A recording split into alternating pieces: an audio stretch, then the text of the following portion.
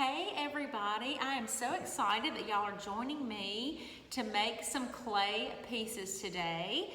And this is the introductory video.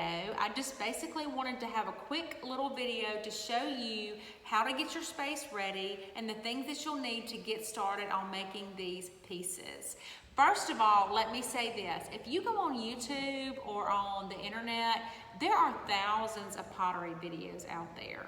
I'm just going to give you a quick basic guide into making just the very fundamental steps into pottery making, but you can go online and find thousands of videos, probably way better than the videos that I'm going to show you.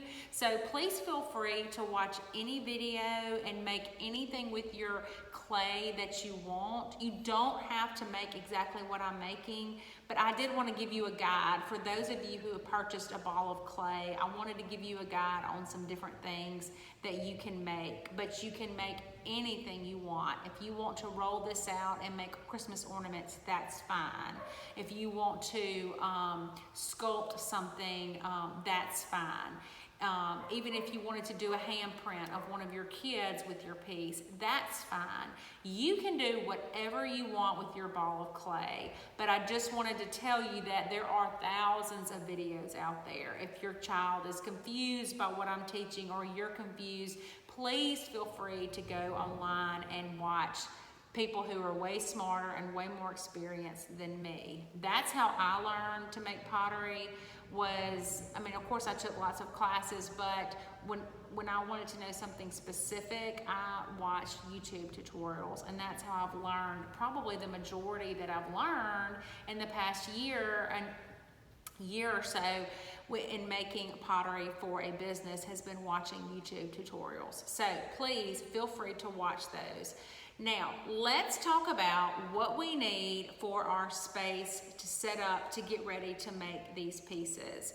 I'm in here and I'm just on a plastic fold-up table, but because the table is plastic, the clay is going to stick to the table. You need something that is going to absorb the moisture.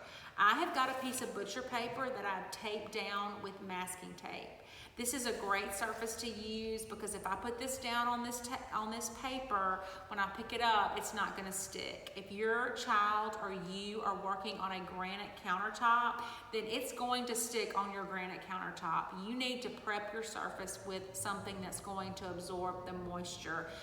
There's lots of things you can use. You can use butcher paper if you have it.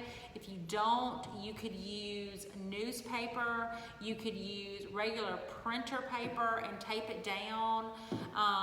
You could use a cardboard box, a piece of sheetrock if you have an old piece of sheetrock laying around, or a piece of smooth plywood. Those are all things that you could use.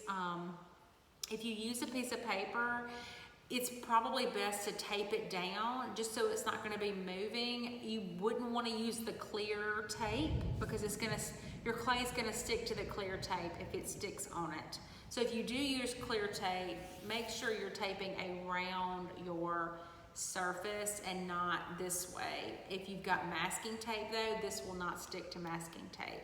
So just be aware of what kind of tape you're using if you're setting your paper down. Also, you may want to go ahead and unwrap your ball and let it sit out for about 20 minutes before you get started, because if it's super wet, it's going to get really sticky on your hands, and it's really probably better for it to be just a little bit drier than it is right when it comes out of the saran wrap. So go ahead and unwrap it and set it to the side. That way everything will be ready when you get started. Something else you're gonna need is this, which is just a small bowl of water. I've just got it in a paper bowl so I can throw it away. But you're gonna need a little bit of water with your projects. And then I've got a couple of other things here that I'm going to use. You don't have to have these things, but if you do have them, they're just good to kind of know ahead of time. I've got some cookie cutters here. I have got a plastic fork and plastic spoon, or a plastic knife is a great thing to have too. I have got a pencil. I'm going to sign my name on the bottom of the pieces, so a pencil is good to have. And let's see, I've also got this. This is just a basic paper bowl. I'm gonna be using this in one of the videos. And then if you don't have a paper bowl, you could always use a ceramic bowl. Just, you have to put something in it, and I like to put this in mine so my stuff won't stick. So those are just, that's just a little information to get started and to help y'all. Please feel free to message me if you have any questions, and I think that's really it. Just know that I want you to be super creative. I want your piece to reflect who you are and your style. And, you know, it's so much fun, and it's such a great creative outlet for any age. So please just make whatever you want to make.